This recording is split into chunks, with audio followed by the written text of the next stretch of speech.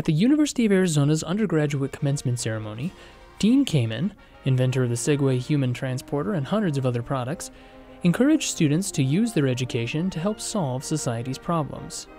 I work with college students a lot. My little engineering company has about 300 professionals. We always like to be bringing in new young talent.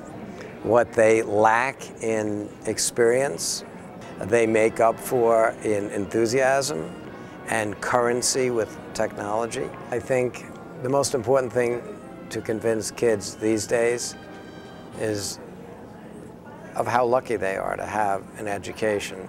You know, most of the world isn't even remotely capable of having the kind of opportunities they've already had.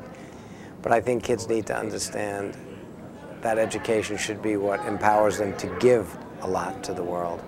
But today is one of those days. From the time you were little kids, parents have this peculiar habit. It makes them happy and proud and excited to take their kids, put them in silly outfits, put them in silly hats, and parade them around. These are very, very, very uniquely empowered kids. They're part of a very, very small piece of the global population. They need to take the lead in solving the world's problems. My general statement, you might think, is actually cynical or concerned or worried. But I have to tell you, and I will tell you why, in fact, I am more optimistic now than I've ever been.